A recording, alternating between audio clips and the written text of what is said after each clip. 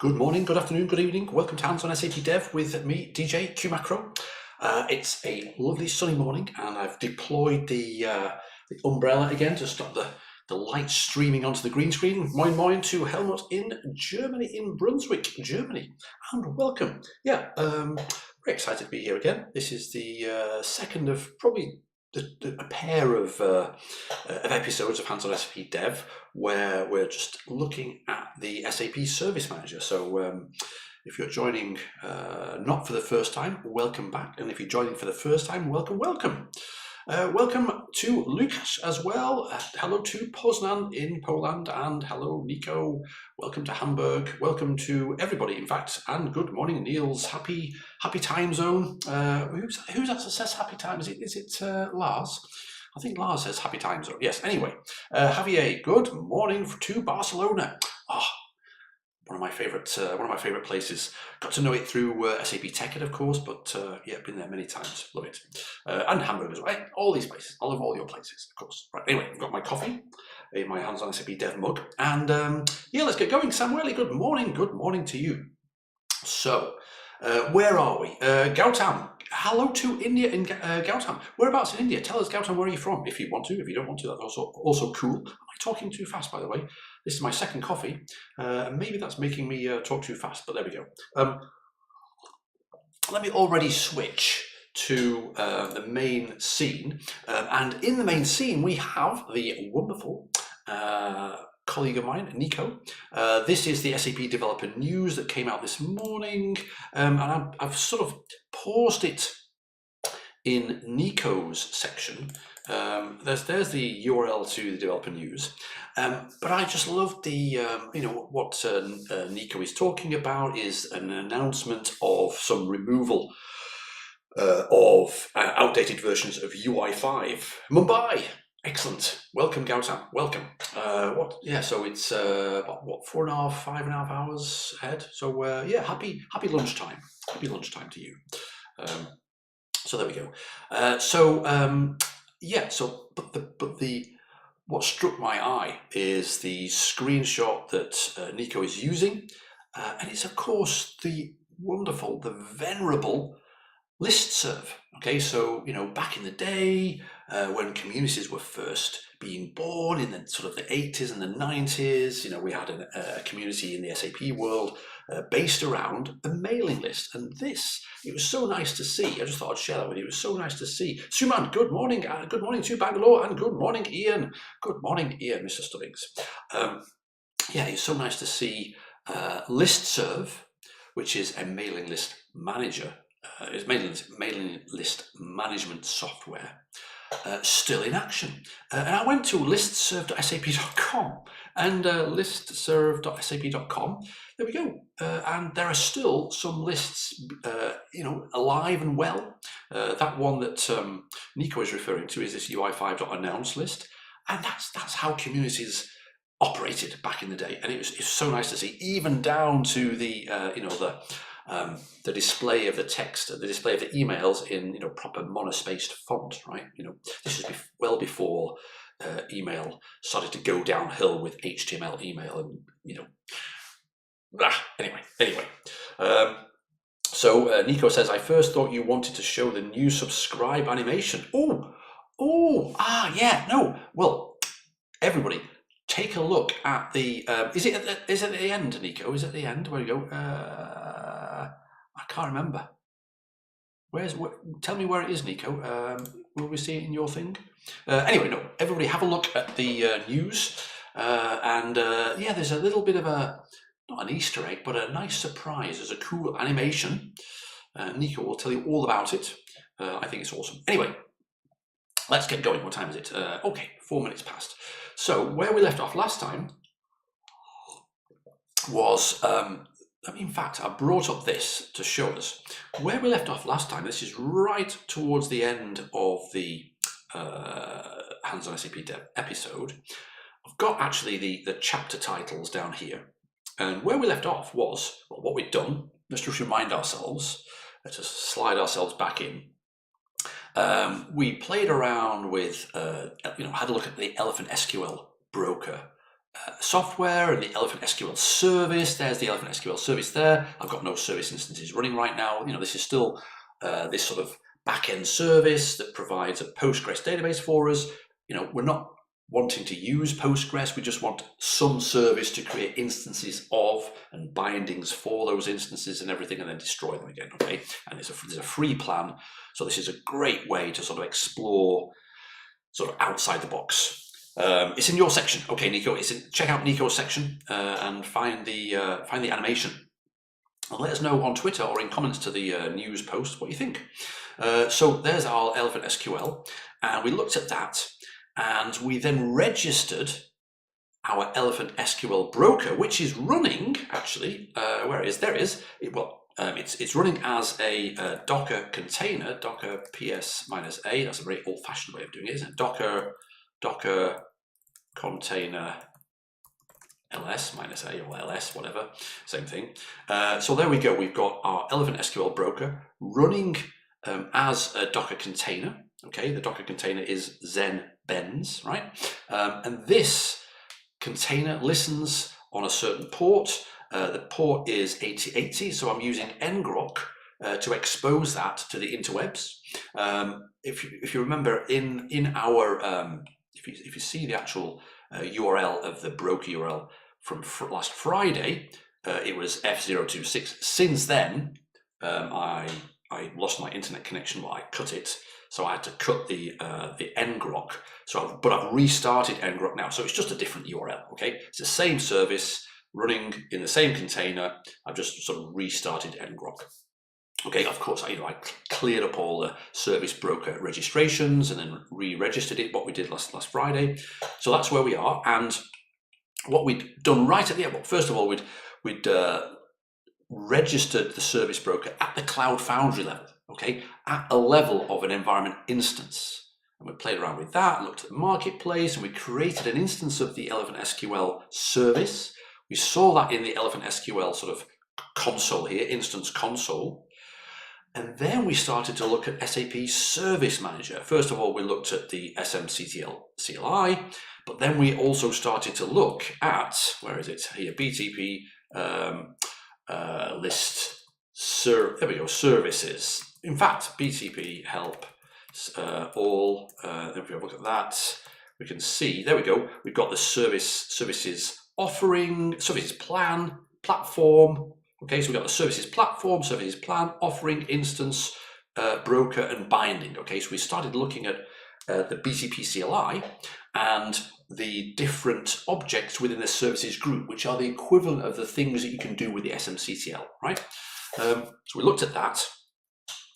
And then the final thing we did really was registering the Elephant SQL Service Broker, not at the Cloud Foundry level anymore, but at the Service Manager level. At a sort of mentally in my mind, this is at a higher level because this is at the a BTP level rather than a Cloud Foundry level. And I'm being deliberately vague here for a reason, right? And then what we did, but there we go. There's registering. We just registered the service broker, and then we looked and we saw that the service offering, the Elephant SQL service offering, was available.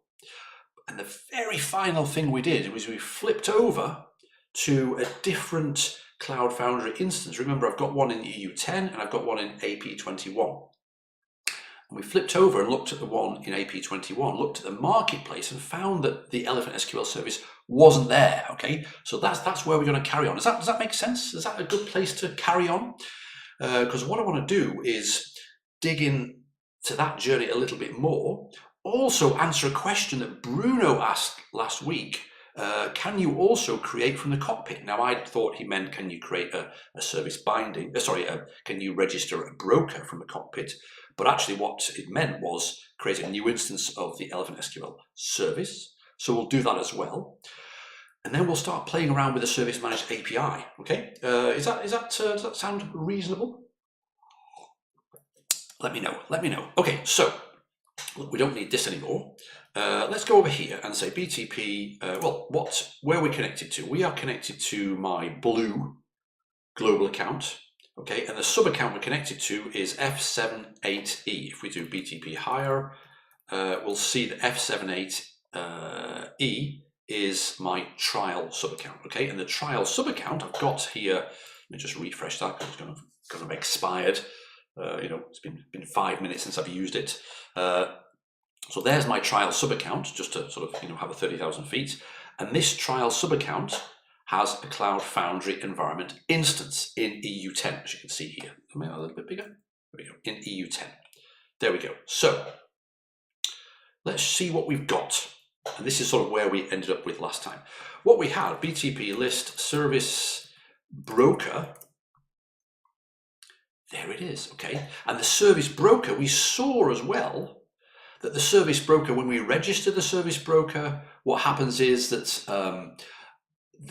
whether it's the Cloud Foundry environment instance or in the latter case, the service manager, when you tell it to go and say, hey, here's a new broker, what it'll do is go and ask that broker for the catalog. And that's why we saw these catalog calls to the service broker, okay?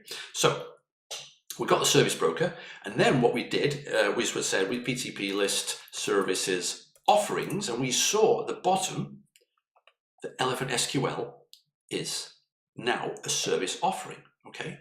Now, we had unregistered the service broker from the Cloud Foundry instance level, okay? But let's see, CF targets, am I connected to the target? Right, yes, I'm connected to the CF marketplace.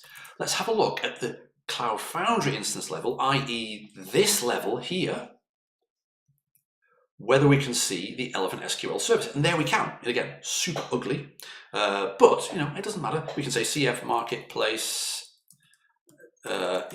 Elephant SQL to see the different plans. That's a little bit neater, right? So we can see that. But then, well, actually, no, before we go any further, okay, thanks, Helmut, thanks for confirming. So we know, oh, do we know? Yeah, we know that we've successfully managed CF. Well, let's do one now. Create service. We know we can create a service. CF create service. What's the thing? Service plan. Service instance. There we go. Service plan. Service instance. Service plan is Elephant SQL, and this plan is going to be turtle. From last time, that's the free plan, and we'll call it ET, right? I can't bother typing all the rest of the stuff. Let's see if that happens, right? Create service instance ET. Let's go across. There we go. We can see that the service broker is being asked to create a service instance because there's an HTTP call, a put call, to say go and create an instance, okay? And if we go across here to Elephant SQL, refresh the instance list, hopefully now, there we go, make it a bit bigger, there we go, D3113, okay? And there, where is it? There we go, D3113. There we go. And so if I say CF services, we can see, right, we have that service. Now, the really interesting thing, and I don't think we did this last week, the really interesting thing, and it's a very small thing, is that if we stare at this for a second, we can see, in fact, that'll do. We can see that, why does it say ET? Oh, yeah, I'm thinking, why does it say ET? Is it cut off? But that's what I called it, ET, right? So the service instance name is ET. It's an instance of the service Elephant SQL. The plan that was used to create the instance, to define the instance, was turtle. Last operation, create succeeded. But look at this. Look at the broker. The broker that was used to create the instance was not the broker we saw last Friday, which was Elephant SQL, blah, blah, blah. The broker is now SM-Elephant SQL broker, blah, blah, blah, blah, blah, blah.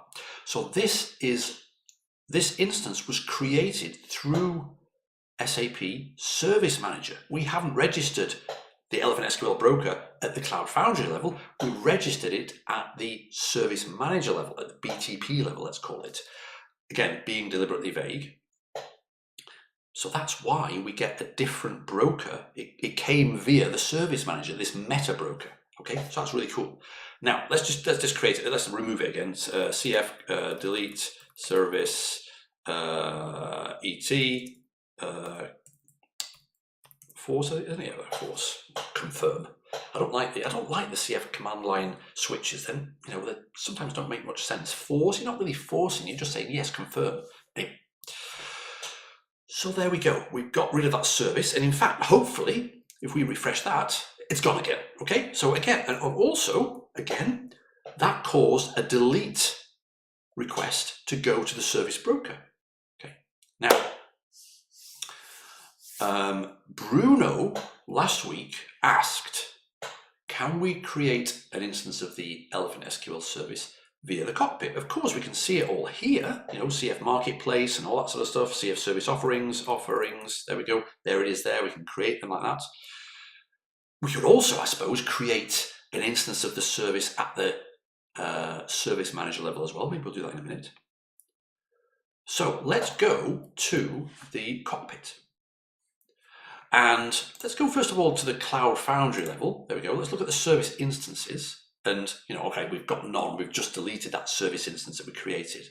However, if we hit create, okay, this is sort of the equivalent in my brain, at least, of going to the CF Marketplace and having a look what services are available. So let's have a look. Scroll down. And there it is. That is our very own service, Elephant SQL service, via the Elephant SQL service broker, right? And hopefully, there's our plans. So let's choose Turtle, choose a CLI friendly name, et via cockpit, right? That'll do. Create. Instance creation in progress. Let's go to here. Let's see what happens. There's the put. So it's going from the cockpit, obviously, all the way through to the Service Manager, right? And the Service Manager is connecting to the broker URL endpoint and sending that request to create the service instance. So ADCC is the service instance here. Let's go to our Elephant SQL, refresh, ADCC. We've created a service instance of the Elephant SQL service through the cockpit. Amazing. Okay, so let's just delete it through the cockpit as well, because why not? Created, there were ET via cockpit. And in fact, that's really cool, right? The URL, the service information for the URL, look at this, copy link address, let's put that in there, customer.elephant.sql.com instances 286288 SSO, right? So this is all legit stuff. Anyway, we don't want that. We want to have a look at this. We want to look at the details. And there we go. There's the instance ID, ADCC. Okay, service, Elephant SQL. What did we press that? I don't know. Now, that's the other thing I wanted to show you. Not only can we create the service once we've descended to the Cloud Foundry instance level and looked at the services and, looked at the services availability in the marketplace level, but if we go, in fact, let's go here. Let's go right to the top. Okay, let's choose our trial subaccount. Hey, Bruno. Hey, welcome, Bruno. Choose our subaccount. This is where we went before, services, and now we've got one service instance. But now let's look at the service marketplace, okay, at a higher level, because this is like at the BTP level, let's call it again. Because these are services that are available not just in Cloud Foundry, but in all environments, okay, Cloud Foundry, Kubernetes, Kyma, and other, okay. Now let's just scroll down. If we scroll down there, all on its ownio, but very proudly so, we have a beautiful tile for the Elephant SQL service. That's our service with Turtle, Spider, and Cat, our service plans. And in fact, it says here, with the Turtle plan, there is one active instance. Let's go to the instance. And there it is. So can we delete it from here? Yes, let's try and delete it.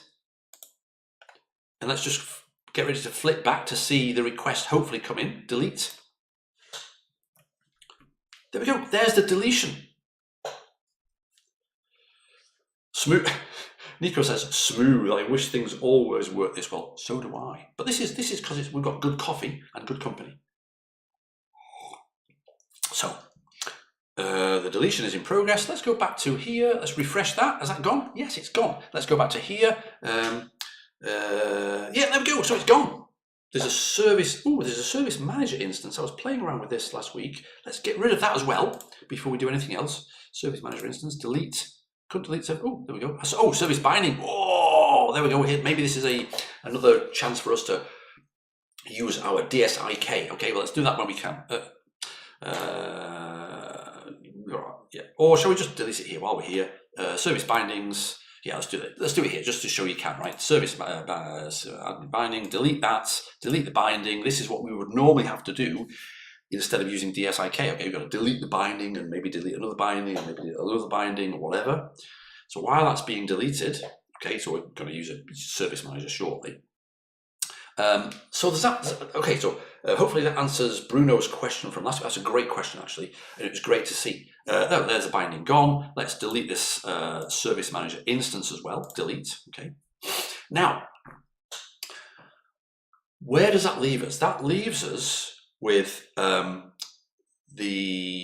comfort that we know that if we create a service, if we register, let's use the right word, if we register a service broker at the service manager level, that is available to us, not just in Cloud Foundry necessarily, but we can create one from anywhere. What happens?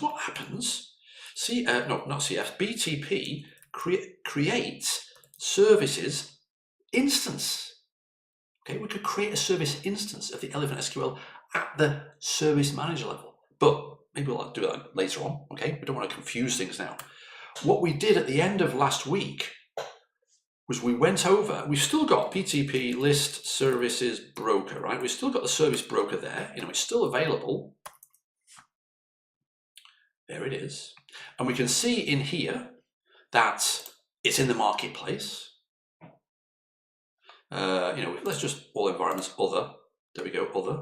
Why is that other? Anyway, there we go, other, Elephant SQL. All types, what's the other thing? All types, okay. All capabilities, what's capability? Other. There we go. Okay, other, right, that's fine. But what we did, if you remember, was we CF target, we're currently targeting our organ space in a CF environment instance in EU10. Okay, but if we look at BTP hierarchy, we can see that we've also got, it's slightly, let me make it slightly smaller so we can do that again. There, we can see that we've also got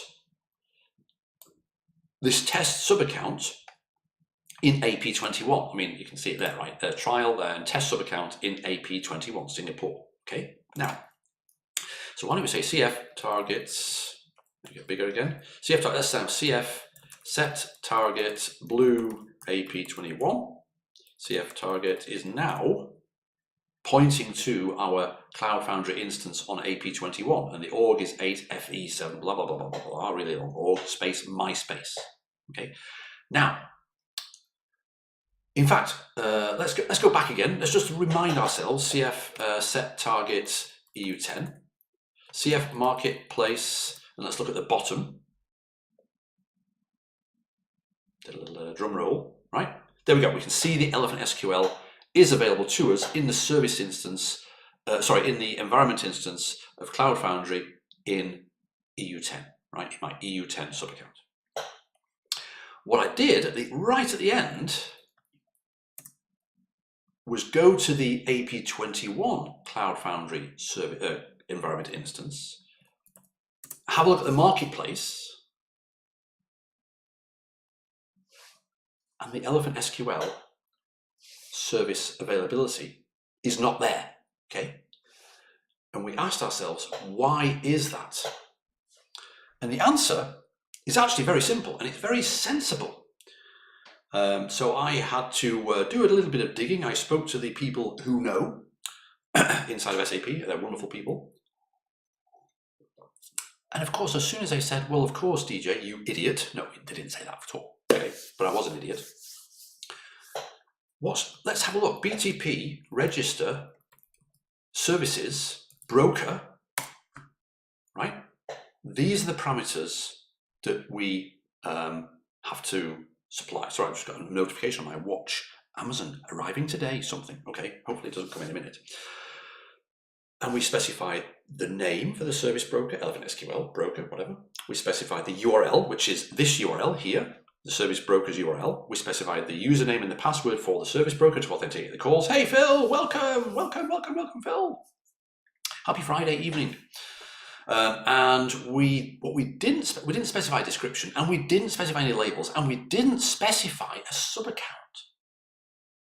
However, notice that the syntax for this usage description, just like syntax for usage description of many sort of Unix style commands everywhere, takes the convention that if something is required, it's listed, and if something is optional, it's put in square brackets. Okay, so the description was optional, we didn't put any of those.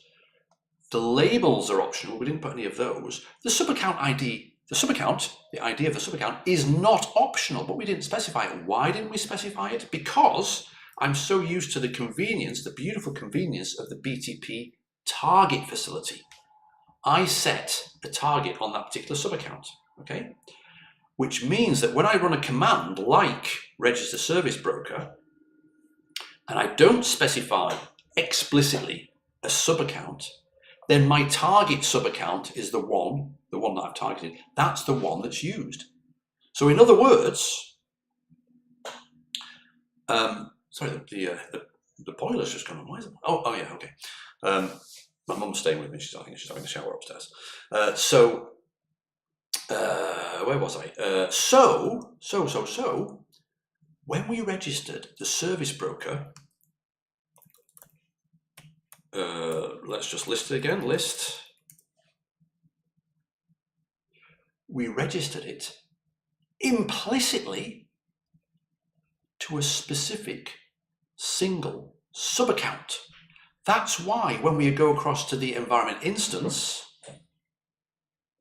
in AP21 of our Cloud Foundry, we don't see it. Okay, so if I say BTP, well, in fact, BTP hierarchy, and let's use my little BGU, BTP, let's do that again. BGU target, the subaccount called test subaccount.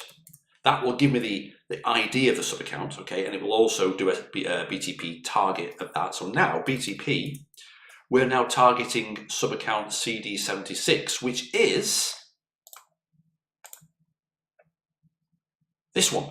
Come on. It's the test subaccount. There we go. It's quite small. I don't think you can increase the font size of the URL in the omnibar, but anyway, you can see just there it says CD76, right? Test subaccount. In fact, if you go to the overview of the test subaccount, you can see it, right? Hopefully, yeah. Tenant ID. Well, all right, you get the clue. Tenant ID CD76. So we went here. We're now here, and if we say now BTP list services broker, there's no service broker there. Okay, does that make any sense? Does that make sense? Are we on board with this? Does that make sense? So now, what we have to do is we basically have to, if we want to make it available to different subaccounts, we're going to register in each subaccount, which sort of makes sense. It's still this sort of funneling, this meta brokerage of multiple services behind multiple service brokers, one service manager broker, one broker to rule them all type thing, Lord of the Rings, etc. And then you can use that service manager to register with different platforms. Remember that diagram? Where is it? Peripley. What we can imagine here is there's a Cloud Foundry platform, there's a Cloud Foundry platform, that's EU10, that's AP21. So we need to register this service manager not only with EU10 but also with AP21. Let's do that now. BTP register services broker, right? Just remind ourselves. What do we need? We need that register service broker URL. Let's put it in before I lose it. URL there. Name Elephant SQL broker again. Okay. User, what was it called? Broker username and password is broker password. Now, we could put let's put the sub account in explicitly as well. You know, we're already, you know, we're already BTP, we're already targeting the sub account. Okay. Oh, let's do this. Let's just explain this a little bit more. Oh no, actually no, I don't. No, let's not do that. It'll confuse things more. We can say sub account. I'll show you. BGU test sub account. That will give us the ID of the sub account, right? CD76. So let's do that. Sub account. The result of calling BGU test sub account. Or yeah, there we go. Sub account there. Go. Let's see what happens.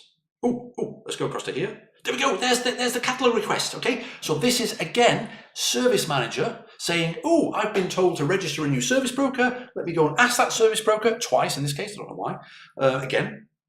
Let me go and ask that service broker for its catalog. One of the small number of OSBAPI, Open Service Broker API endpoints or calls that you can make. Okay. So is it registered? It's registered. Now, we've now got, in fact, let's do that. BTP list. Oh, I wonder, list service broker help subaccount. Okay. So if we say subaccount BGU trial, okay, which is this one, trial, okay, let's do that. And in fact, we can sort of tell it's the one that's registered against the trial subaccount because it's, you know, there's that trial sort of ID. And if we say here test subaccount, there we go. We got a second broker that's been registered, which is the one that's against the AP21 based subaccount. Okay, so it's not just the Cloud Foundry instances in environment instances in AP21, the whole subaccount. You know, a subaccount. It's at the subaccount level that's a region. The region thing is a subaccount level thing, not just a Cloud Foundry instance thing, right? Does that make sense? Let me know if this makes sense. Are we okay? Any questions? Any comments? Anything I'm doing wrong? Anything you want to see? However, so there we go. Okay, so there we go. We got that. Now let's go. Actually, let's go to test subaccount. I'm not sure how long it takes for the cockpit to take. You know, let's have a look here first. Service instances in the test subaccount. Can we find the Elephant SQL now in here? Elephant, there we go, there it is. We're now able to create an Elephant SQL instance in Cloud Foundry at the Cloud Foundry level. But if we go, yes, I'm going to discard. If we go to the Service Marketplace, again, in test subaccount, let's scroll to the bottom. There it is. Elephant SQL, Postgres as a service. So there we go. We've actually now gone from 0 again, not having any particular Elephant SQL broker registered in the AP21 subaccount, registering it, seeing it's a different registration to the service broker registration for the EU10 account. Thanks Helmut, and thanks Samuele, and thanks Phil. Brilliant. Okay, that's good to know. So there you go. Right. Okay, it's 8:33, so we've got just less than half an hour to go. I would suggest, let me know if this is okay, I would suggest we start playing around with the Service Manager a little bit more, but not just from underneath the cockpit with the CLI, but from, thanks Phil, yeah, it is pretty awesome, isn't it? It's like we're slowly together understanding how everything fits together behind the curtain, right? Which hopefully will help us, be better BTP people, right? Now, I think what we should do with our newfangled Elephant SQL broker that we've just registered with SAP Service Manager in the AP21 subaccount, we should try and create a service instance in AP21, but not with BTP create service instance, nor with CF create service. In fact, where are we? CF target Where are we? CF targets, we're there. Yep, okay, so CF marketplace, we should be able to see the Elephant SQL now in the marketplace. Remember, at the bottom of this one last time, we saw content agent. That's the last one we saw, right? But now, of course, we see the Elephant SQL because Service Manager is making that available automatically to the environment instance, Cloud Foundry environment instance in the AP21 subaccount. Okay, so why don't we go to, we don't need that one, let's go there, api.sap.com. Okay, so have a look at the APIs. Maybe that's a bit bigger. 90, 100, 110%. Is that big enough? Yeah, hopefully it's big enough. 100, 125%. Why not? Service Manager. So for Service Manager, there it is. And we have this API reference. So we've got we can mess about with platforms, service brokers, instances, bindings, plans, offerings. Now, these sound familiar, don't they? If we say BTP help all more, we can see. Or let's do less actually. I'm using less these days. There we go. So we've got actions for services. Yeah, services binding. In fact, let's do this. Why not? grep services. There we go. Action for services binding, broker, instance, offering, plan, and platform. That's more or less there, right? So we've got offerings and agents as well, which are, we'll look at another time. So we want to be able to access and make calls to these API endpoints, right? So for KKKK. So using Service Manager to assign external services to sub-accounts seems pretty great. Yes, it does. Yeah, exactly. And this is the next level, or the required level really for all of us. Whether wherever we're working, in the new era of cloud, to be able to say, well, yeah, BTP is super, super important, but we've got services that are over there somewhere on a different cloud provider or whatever, or, so we want to join all these things together. And this concept, I think the concept of the Service Manager, as well as the actual implementation of the Service Manager, is super important, right? Being able to consume services, as in create instances of services and bindings for those instances, regardless of where you are, where your app is, and regardless of where that service is, right? That's the whole point. Okay, so what we're going to do? Oh yes, so if we look at the overview, we've got some documentation. So let's have a look at this documentation, right? This goes straight to working with Service Manager APIs in the SAP Service Manager documentation. Let's just paste that there because why not, right? And it says here, right, I've had a quick scan through of this, but it says here that, if we go to the next, we can access the APIs either via user access or via technical access. Now, user access effectively in my brain implies a grant type of password, the OAuth 2 password grant type. In fact, can I find it? Yes. It's an archive here, but understand, I wrote this a long time ago. Well, when was it? 2020. Well, this gives you an idea. Yeah, we've got different grant types: authorization code grant type, client credentials grant type, which is the technical access, right? And resource owner password credentials. Let me just put that in there so we can read that later. This is all still valid stuff, right? Even though it's in the archive. This explains the different grant types in OAuth 2, okay? And these grant types, the two grant types that we're talking about here, are the resource owner password credentials grant type, otherwise known as password because that's too long to say, and the client credentials grant type, okay? Which is really for where you've got some sort of technical program that is its own thing, is a valid actor in the whole thing. So it's almost like the technical program, has privileges just like a human would have privileges, okay? So that there, those are the two differences between user access, password grant type, and technical access. Okay, so we'll do the user access first because why not? That's the first in the list. Oh, Phil says, do you know if there are any limitations in terms of the services that can be added, DJs? Guessing no, based on what you have covered. Exactly. As long as the service is exposed through a broker, and that broker speaks the Open Service Broker API, then yeah, you can expose it, right? That's the whole point. Yeah, Open Service Broker API is this beautiful sort of glue that is all encompassing. Okay, and it's quite a simple API, right? Simple API specification. So hopefully that answers your questions, Phil. Nico says, I believe their service broker needs to follow the open. Yes, perfect. A bit of delay on the thing. Yeah, Nico is exactly right. As long as it follows the OSBAPI API standard, then yeah, plug it in. Okay, so user access. Oh, by the way, it says here, technical access. You need to create an instance of a service manager service, right? Okay, so you need to create, and that's normal. We've done this before on Hands on SAP Dev a few times, where essentially for client credentials, you need to ask for a token with credentials that you get from a binding relating to an instance of a service that you've created with a plan that has the appropriate scopes. But maybe we'll get to that, right? What time is it? 8:40. We'll do the user one.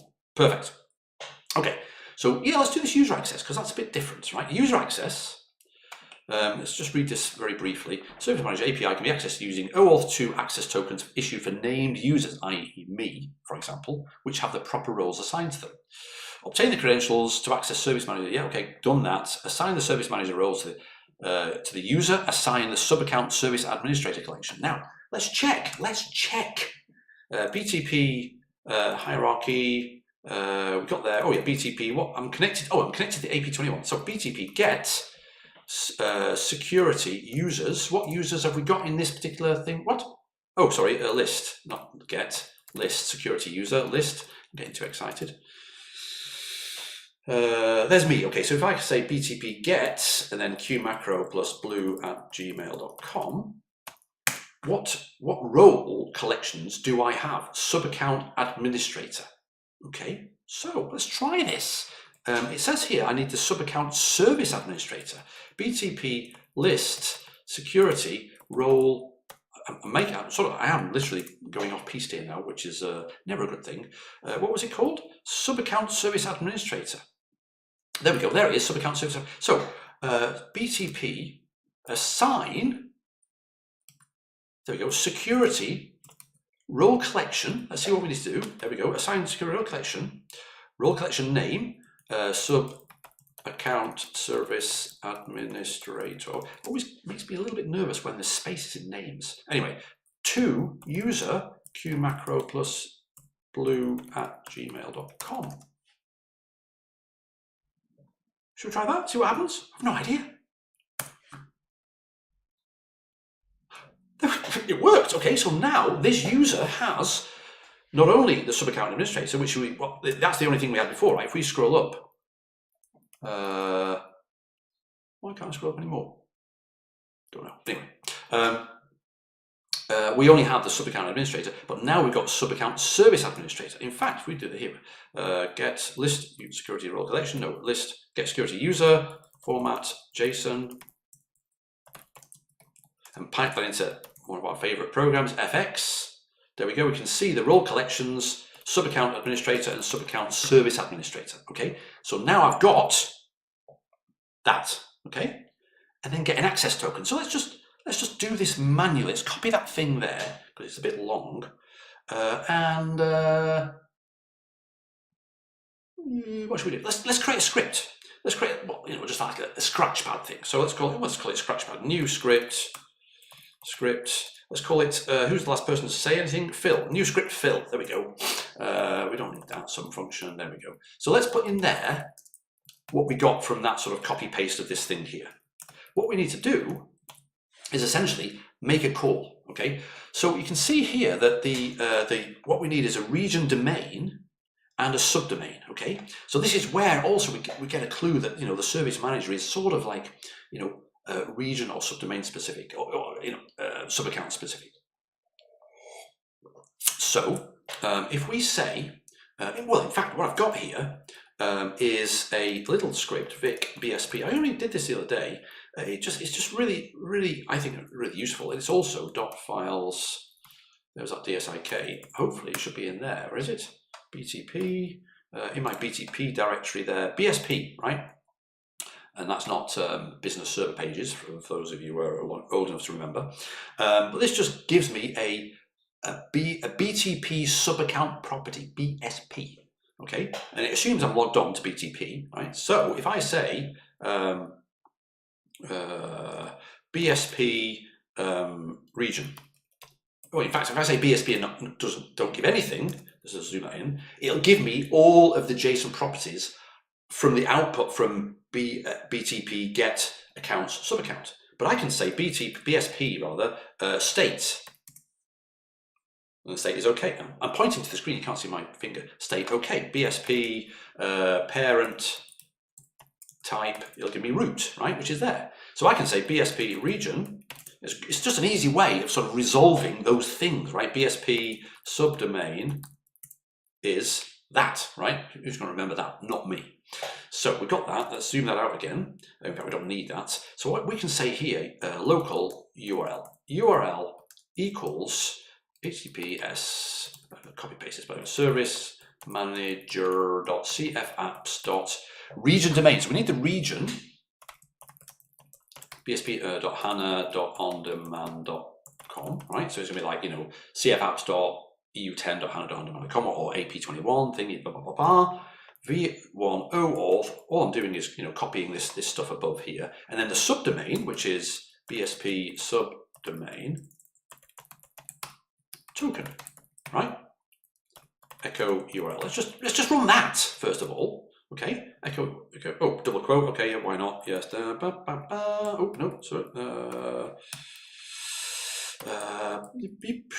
Let's just remove that, sorry. I'm getting too excited, I'm trying to type fast.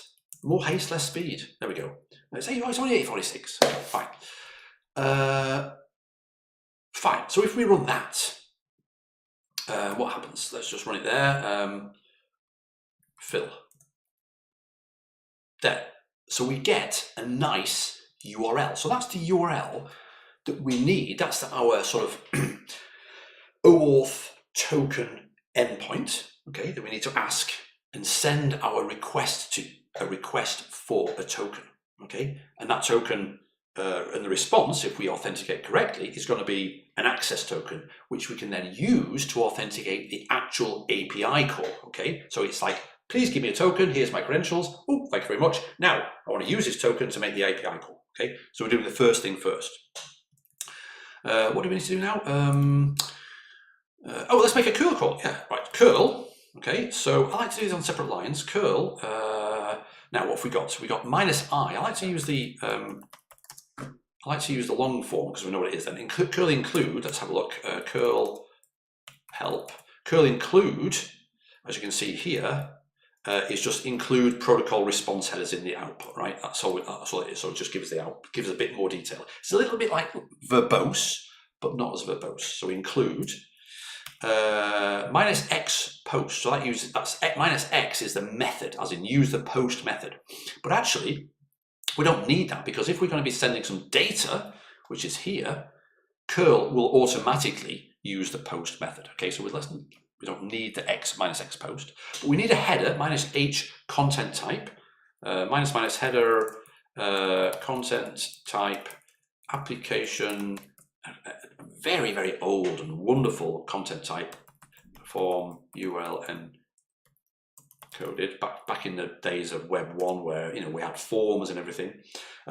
So Phil is saying, so is the A25 is your user ID? Oh, okay, it was the ID, exactly, it's the ID of the subdomain. Nice one, Phil, yeah, good question though.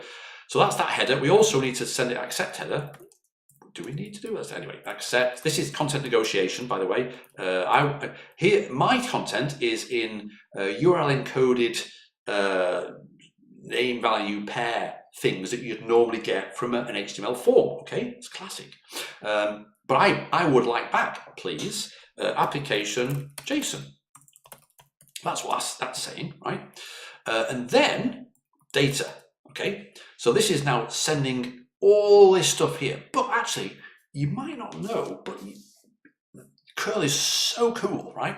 That you can say data grant type equals password, and then on a separate data thing you can have them all split out. Username equals something, let's put that there for a second, right?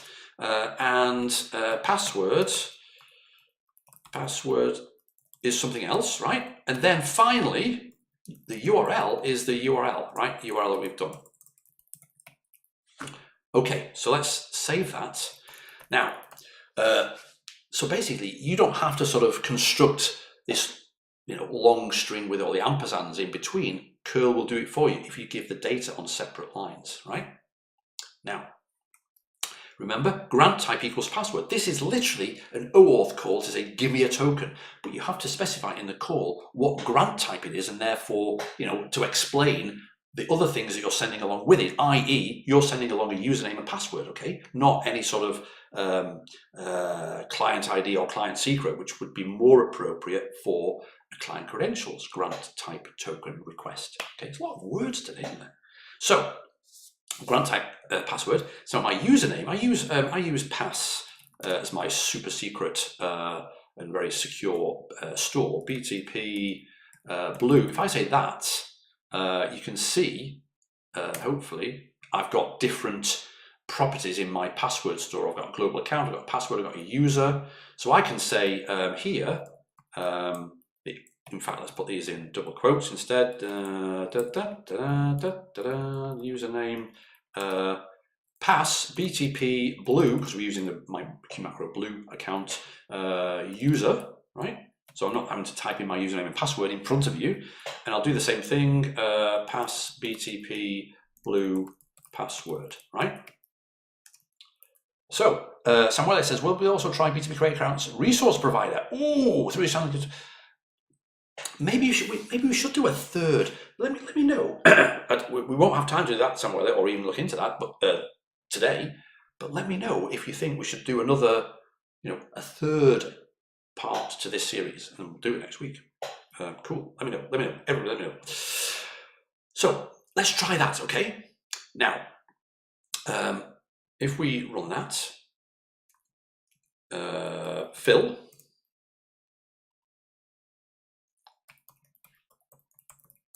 This is the result of me using the pass thing. Okay, so it's asking me to unlock the thing. What do we get? We get the header output, right? Okay, we get this because we did the -- include or the -i, right? But we get unauthorized. Now, this is something I've done this deliberately. This is something that you may find. Okay, if your username or if your username, for example, pass BTP blue user, my username is qmacro+blue@gmail.com. But remember, right? We are telling the server our data is in URL encoded format. Okay, but we need to URL encode stuff, right? So actually, what we really should do to be super safe. In fact, I should there you go. The power of EI. URL encode. There we go. We don't. Who needs multiple cursors? You don't need multiple cursors. You've got VI. So there's also a brother or a sister to the -- data, which is -- data URL encode, which will encode the values that you send beautifully. Okay. So this will then send the correct URL encode. It will send the password correctly and the username correctly for authentication, because it URL encodes them on the way, which is what the server recipient is expecting. Okay, okay, Helmut, have a great day. I'll see you soon, and hopefully see you next week. So let's run that now. Let's see what happens. Phil, let's run Phil. There we go. We get a load of stuff. Okay. So yes, I think it is useful. Definitely, if that's you're talking about the data URL encode, that's definitely useful. So we get stuff, and it looks important, right? It looks like we've got these scopes here. So now what we should do is have a look. Let's get rid of the include, because we don't. Well, actually, no. Let's put it into a token file first. Yeah, let's do that again. Let's run fill and pass it into token.json, right? Because we're expecting JSON output. Our content negotiation said, where are we? Said, give me JSON, okay? So let's edit the JSON, but we can see here that the -- include spits out, as we've requested, the headers. Let's get rid of these headers, right? So let's go down to here. go up, so 1, delete, there we go. Sorry, a minute, delete. Let's delete those there. There we go. So there, JQ keys, what are the keys of our JSON in the token.json file?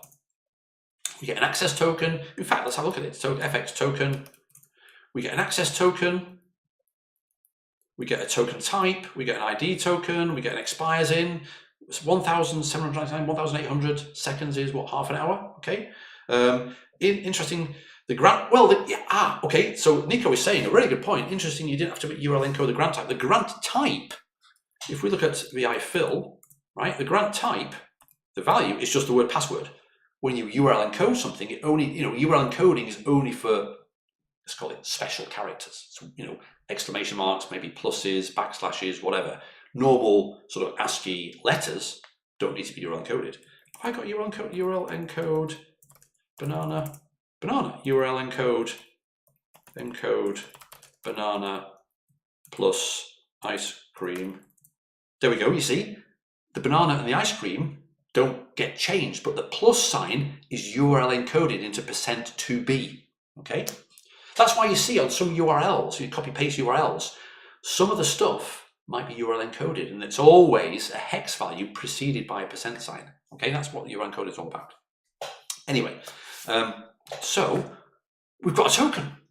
So now let's use the token. What do we have to do? Use the token to authenticate the request. Yes, let's do it. Let's do it. Technical access. What should we do? What should we do? In fact, I've got, as we got only a few minutes left, where are we here? Work, scratch, SM, call API. Call API. Let's call it, copy here, call API. There we go. There, actually, there's our URL, Service Manager region endpoint. Okay, well, there we go. There we go. Yeah, so overview, Service Manager. Let's do it. Region endpoint, bearer token. Let's do it all in one line. So there's a service, grep URL call API. There we go. So say we'll do it in one go. Curl. What do we need? Minus URL https service manager.cfapps.bsp region. Right, yeah, .hana.ondemand.com v1 endpoints API reference. What should we do? Should we just list the service brokers? There we go, v1 service broker, okay? And we need this sub-account broker read. Oh, let's have a look at that as well. v1 service, what's it called? v1 service broker, service brokers, plural? Yes, okay. Let's try that first of all. It's going to say could not resolve false. What's going on? Oh, yeah, of course. What? Service Manager CFApps. BSP region, what's going on? URL, Service Manager CF Apps. Let's just try that for a second. AP21. Okay, fine. Well, let's not try and be clever, super clever. BSP region. Ah, ooh, interesting. BSP region, BSP, BTP login blue. I'm not logged in anymore. BSP region. Oh, that's why I wasn't logged in anymore for some reason. There we go. That should work now. Yeah. Okay. So now, of course, unauthorized, no authenticated user found. So now let's add header, and we have to add the header. Where is it? Authorization bearer, a bearer token. Authorization spelled in the US way. Bearer, and then we want JQ raw access token from the token.json file. There. By the way, JQ keys token.json. There we go. So we can say JQ dot access token.json. That'll give us the access token, right? But if we say -r for raw, it'll give us that without double quotes around it. Okay. So let's see if this works. It worked. In fact, we can go say JQ pipeline into JQ, just the identity function, which was pretty primitive for us. There we go. We've now made an authenticated API call with the Service Manager, right? With a token that we got by authenticating and asking for a token using the password grant type. Okay, we'll do if we're going to do another thing next week, if we can use the technical access next week, and we'll also look into what Samuel was talking about. But there, we've made a call. Okay, yeah, that's pretty cool. I mean, we're almost out of time. Well, we are out of time. So yeah, shall we have a third one next week? Because there's so much more to cover, right? We could do the client credentials. We could do the Samuel thing. There's also something I wanted to show you as well. I can't remember what it was. But there we go. Yeah. Thanks so much for joining. Let's leave it there. I think that was okay, wasn't it? Let me know in the chat right now whether that was helpful. Yeah, I'll see you. I think I'm around next week. Yeah, it's a bank holiday Monday, but normal Friday. Yeah, so I'll see you next Friday. Okay, thanks for joining, and have a great weekend. Bye.